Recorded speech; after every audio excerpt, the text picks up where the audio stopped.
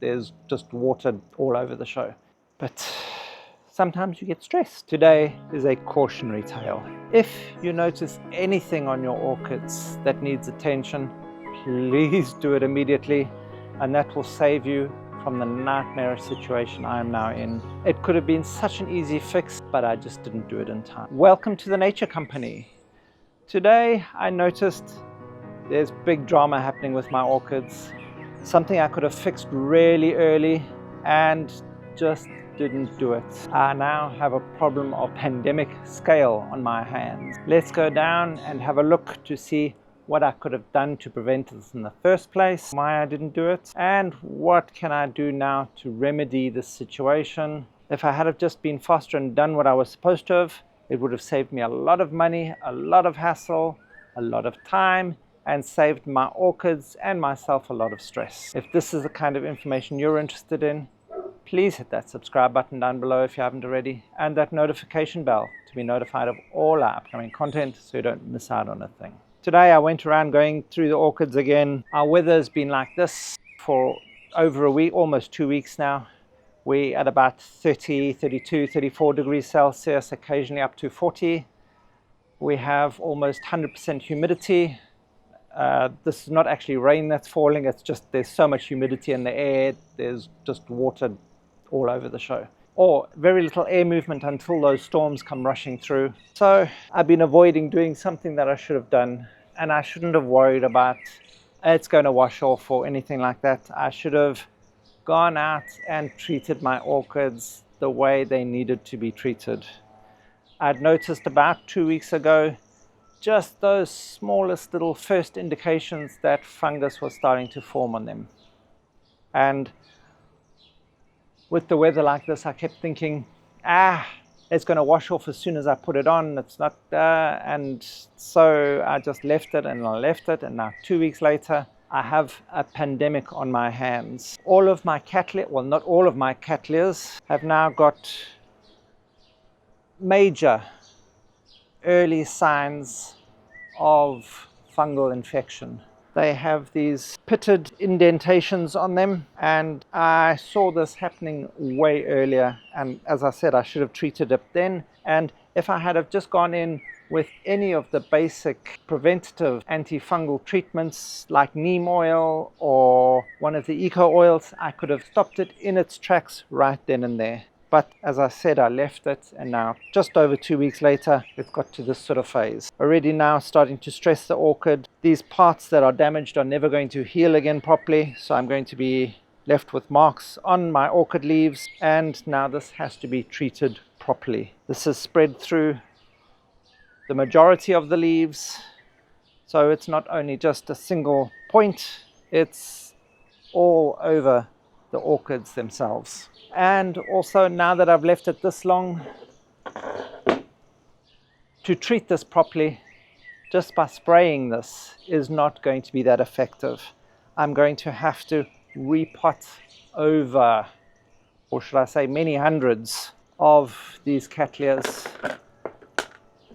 because the media is going to be incredibly infected with them, or incredibly infected with the fungus, and I have to make sure I get all of it out. It all has to be treated and disinfected and made safe again. So I've just brought 2 of them up the top to show you what I'm doing, and if it doesn't get too stressful for me, I'll try and show you when I do the mass transplant, show you how I organize things so that we can get it all done. But let's just get through and get these done quickly so we can show you exactly how and what we need to do. So first of all, it's going to be the same as any old repot. Removal of all of the material so that this antifungal treatment can get in everywhere, because we know this fungal infection has, if it's grown to this point, has spread throughout. And as I said, this would have been an easy fix if we had have just gone through with any number of either contact fungicides or any of those preventative measures that I use often, like the neem oil and that paraffinic oils, and then I wouldn't have had to go through and repot all of these Cattleyas. And the problem with Cattleyas when the weather is like this, especially if they're in a potting media, and if they're too close together and without the air movement, Because their leaves are so thick and fleshy, they are quite susceptible to a lot of these different fungal infections. So this one with these round dots happening like this all over the leaf, this is generally going to be, or this is generally the initial signs of cercospora. And this one here that has these splodges that also run up and down the veins, this is probably Gennardia. So it really doesn't matter at this point what the fungus is that we are having to fight against now, because it seems like we're fighting against all of them. So we're going to have to treat this with a complete program. No more messing about. If you do want to try and identify the specific fungus you have on your orchids, we have a video that I'll link down in the description box down below. That will give you a good idea of the majority of those fungal infections that will affect your orchids and how to treat each one individually.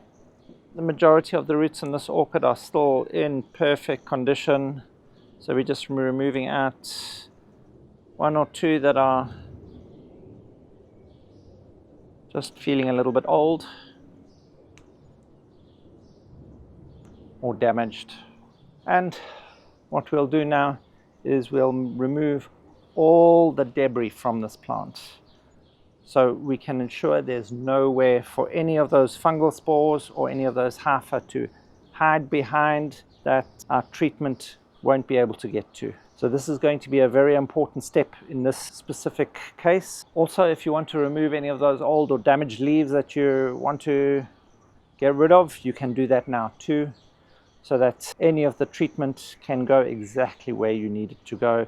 And you'll also be removing any inoculum that may be occurring from any of those parts at any point. So it's all those old leaf sheaths, everything, strip it right back. Okay, what I am going to be doing is removing those two older leaves there.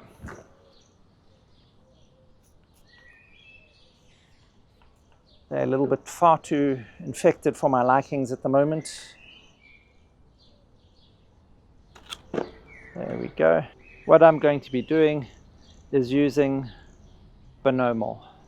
This is a systemic fungicide that the plant is going to absorb up into the plant cells itself, and that is going to kill the fungus from the inside.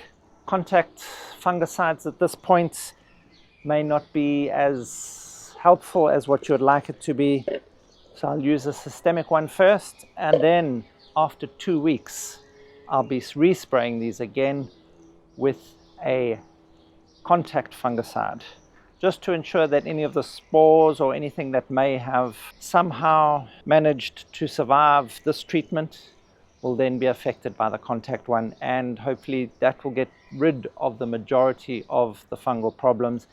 And then, especially at this time of year when our weather's specifically susceptible to fungal attacks, I'm going to have to make sure I don't skip one of those preventative fungal treatments. Otherwise, I'm going to land up with the situation all over again. And repotting so many orchids so quickly is not always the most fun. Make sure you're keeping to your exact measurements as suggested by your fungicide manufacturer. There are plenty of other systemic ones available also, and we have a list of those in that video that we're going to post in the description box down below. And remember, dealing with noxious chemicals like this, please use protective gear. I never actually allow the fungicide to touch my skin itself. And notice again, even with the weather like this, I'm filming outside. I don't want to be breathing in any of the fumes from these. There we go, our cleaned out orchid. What we're going to do is we're going to dip it in. We'll dip it in this way, let it sit in there for about 3 to 5 minutes so it can be treated properly and soak into any of those air gaps or gaps that are in between the leaves or between the plant, and then I'll turn it over and dip the other side for about 3 to 5 minutes just to ensure this has been completely treated. This fungicide is not going to only be absorbed and sort of protect the plant from the inside for several months, but it's also going to act as a contact fungicide too. It's going to be killing any fungicide that comes directly in contact with it at the moment. We want to ensure that that's long enough for this plant to absorb as much of this chemical as possible. Let's just get straight through to this one too. Also, again, if you are looking after your orchids properly, if you're not allowing the media to decompose too far, and you're keeping your orchids in a healthier state, they generally are able to fight off the fungal attacks more easily by themselves. But as I said, when there are weather situations like this, then it is a fact that you need to keep up with your treatments. And for me, weather like this just reminds me why I want to go visit the Amazon. I think I thrive just as much in this sort of weather as what the fungus does. Don't know what that says about me, but... And then when going in and cutting off root volume again, even though you're going to be treating it, still sanitize your equipment before you make cuts that are going to affect your plant, because there could be other infections on your plant other than just this fungus, and the fungal treatment may not treat any of those. So you may be passing other things onto your plants. So remember, always sanitized equipment, it doesn't matter what you're doing. And remember, even though these are brand new pots, they haven't had any contact with anything, there's going to be fungal spores floating around at the moment anyway. So treat these as well. Just give them a dunk into your treatment water.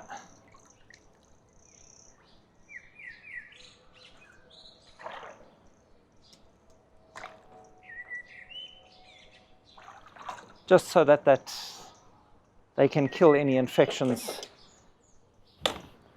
that might be just hanging in and around, just waiting to start up again. Okay, those are just going to be left until they dry to the touch again. Again, I'm going to be removing one of these older leaves where the infection has possibly gone a little bit further than I would like. And this media, please don't just throw it away. Don't just throw it out into the garden, throw it away. We don't want any of the spores in that to be reinfecting our plants. So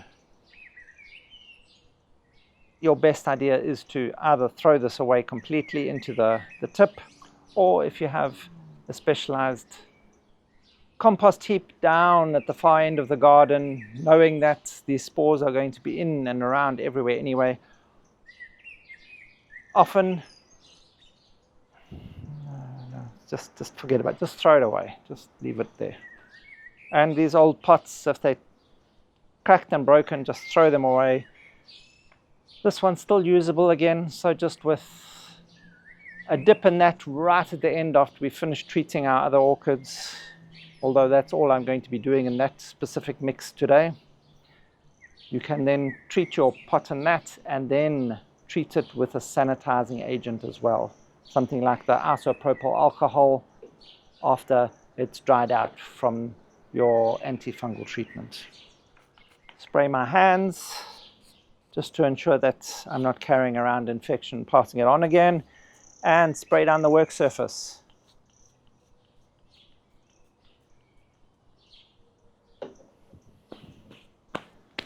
Okay, no more gin and tonics for me today.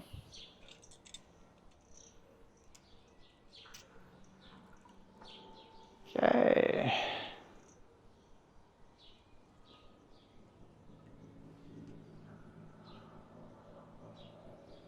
There we go. So these will just be left until they dry to the touch. Okay, now that these are dry enough, let's repot them. This Cattleya we're going to put up into this pot here. Again, see, notice some nice big holes for that air movement. Last time the bark was probably just that little bit too small, so we're going to go with a slightly larger size bark and mix it in with some of that charcoal. So we'll probably do a 50-50 mix here to ensure that good drainage and air movement.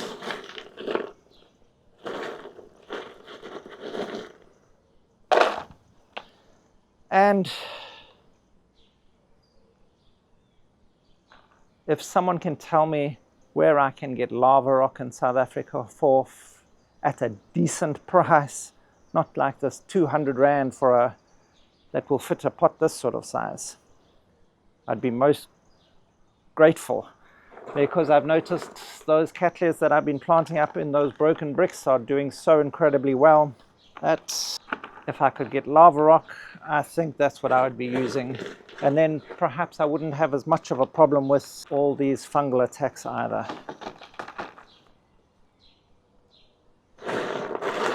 The more and better aeration you have, often the less fungal problems you have. I can hear someone probably asking me, why did I pot this Cattleya in the center of the pot? Well, I've got 2 growth points, one on either side, so I can't just push it up to the side of the pot and expect it to grow to where I want it to grow. It's growing in the directions that it wants to grow. So I'm going to make the space available for it at the sides. And there we go. It's quite firmly in place, no need for a stake. It had a lot of root volume, so that's going to hold itself up nicely. Also, all those new fresh roots are going to grow out quickly. Again, as I said, in about 2 weeks' time, I'm going to be giving this a spray with a contact fungicide. Always remember with your fungicides, try and rotate between at least 3 different ones that have different modalities, which means they have different ways that they are attacking the fungus to stop it from spreading.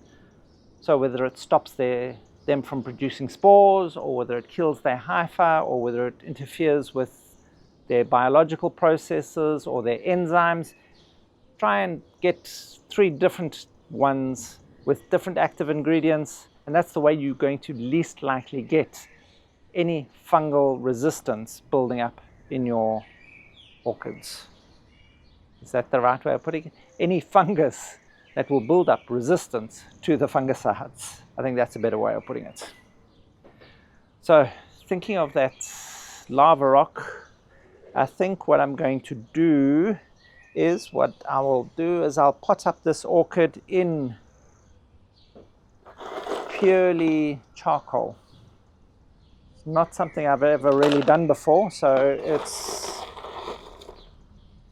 going to be worth a try.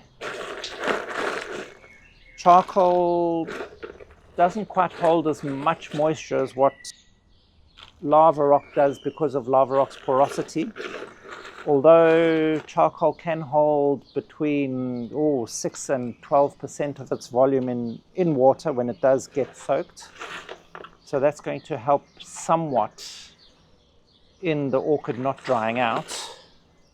But it does mean I'm going to have to be very careful with this one's watering. I'm going to have to watch it carefully, especially during those drier seasons, to make sure it does have enough water to survive properly. I'm very sad that broke away from that, because now it's trying to fight off the fungus. It doesn't have much in the way of pseudobulbs to help keep it well enough fed, but it should survive. It's just going to struggle. So we'll have to make sure we stake that one up, and then it's purely a matter of potting this one up into another pot similar to that. And I'm afraid that's the best we can do for now. Then it's a matter of getting in, repotting up all those hundreds of other ones and getting the job done before it's too late. Please remember, Ed posts up a lot of content in that Buy Me a Coffee link. Please go check that out. Make sure you're not missing any of the little telltale signs there could be something wrong with your orchid. And if you feel like it, sign up, become a member, get all that members only content, and grow like a pro. Make sure you're not left in the situation that I'm in, and that you're a better orchid parent than I am, feeling like I am today. Thank you for watching. If you find any of this information helpful, please hit that like button down below. Hit that subscribe button if you haven't already, and that notification bell. Bing bong! To be notified of all our upcoming content so you don't miss out on a thing. Help us grow as we help your orchids grow. My hands shouldn't be this dirty. Charcoal's supposed to be clean. P.S. Don't rush it like I did. Wash your charcoal first. It's supposed to be clean before you repot your orchids. But sometimes you get stressed.